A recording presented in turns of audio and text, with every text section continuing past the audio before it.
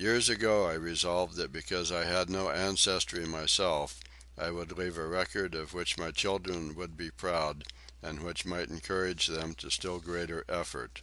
The world should not pass judgment upon the Negro, and especially the Negro youth, too quickly or too harshly. The Negro boy has obstacles, discouragements, and temptations to battle that are little known to those not situated as he is. When a white boy undertakes a task, it is taken for granted that he will succeed. On the other hand, people are usually surprised if the Negro boy does not fail. In a word, the Negro youth starts out with the presumption against him. The influence of ancestry, however, is important in helping forward any individual or race if too much reliance is not placed upon it. Those who constantly direct attention to the Negro youth's moral weaknesses and compare his advancement with that of white youths do not consider the influence of the memories which cling about the old family homesteads. I have no idea, as I have stated elsewhere, who my grandmother was. I have or have had uncles and aunts and cousins, but I have no knowledge as to where most of them are. My case will illustrate that of hundreds of thousands of black people in every part of our country. The very fact that a white boy is conscious that if he fails in life he will disgrace the whole family record, extending back through many generations, is of tremendous value in helping him to resist temptations. The fact that the individual has behind and surrounded him proud family history and connection serves as a stimulus to help him to overcome obstacles when striving for success. The time that I was permitted to attend school during the day was short, and my attendance was irregular. It was not long before I had to stop attending day school altogether and devote all my time again to work. I resorted to night school again.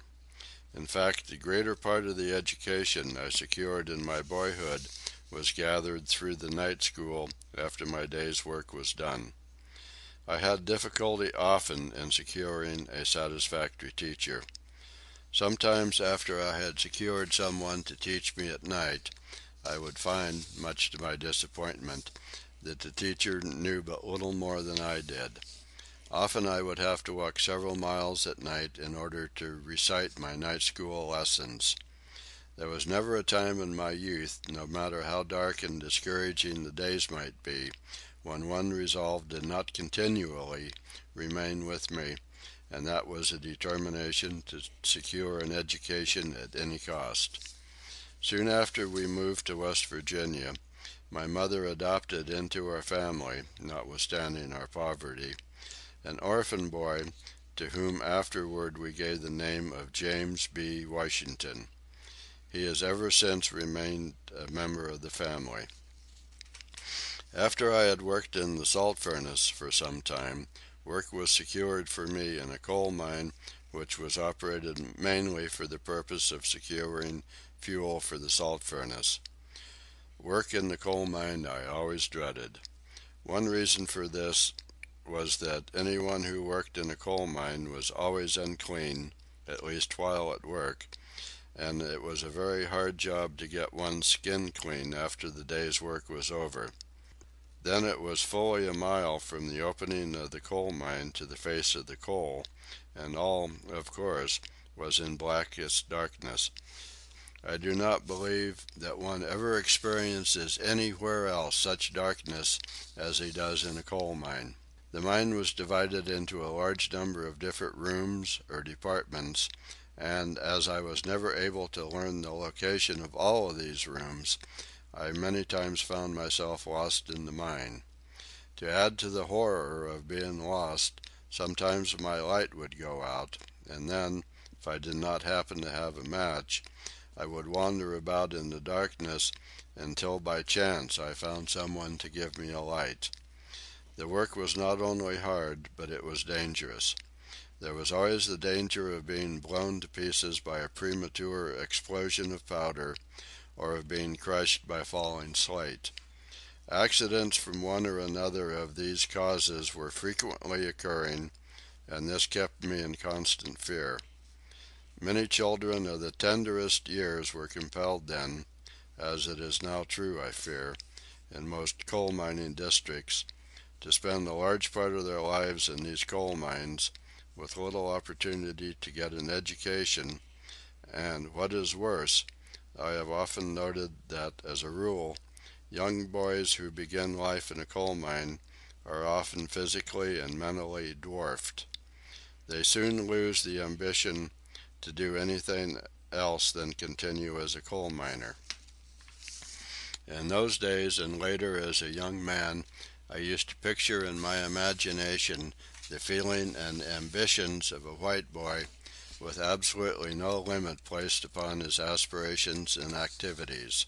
I used to envy the white boy who had no obstacles placed in the way of his becoming a congressman, governor, bishop, or president by reason of the accident of his birth or race. I used to picture the way that I would act under such circumstances, how I would begin at the bottom and keep rising until I reached the highest round of success. In later years I confess that I do not envy the white boy as I once did. I have learned that success is to be measured not so much by the position that one has reached in life as by the obstacles which he has overcome while trying to succeed.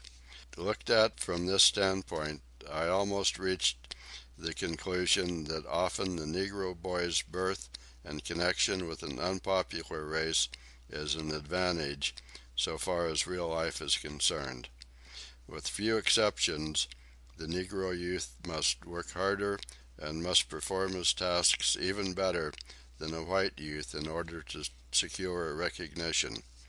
But out of the hard and unusual struggle through which he is compelled to pass, he gets a strength, a confidence, that one misses whose pathway is comparatively smooth by reason of birth and race.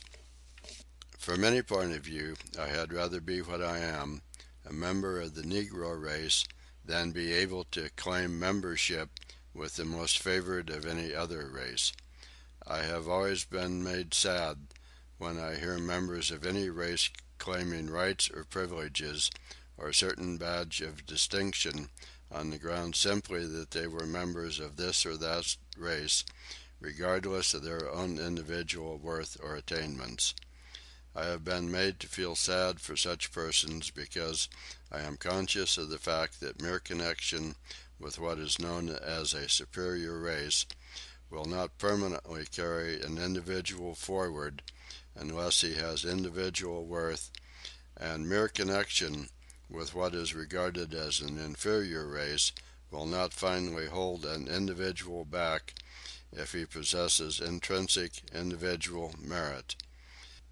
Every persecuted individual and race should get much consolation out of the great human law, which is universal and eternal, that merit, no matter under what skin found, is, in the long run, recognized and rewarded.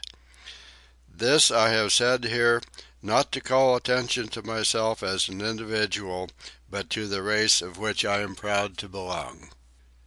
End of chapter 2.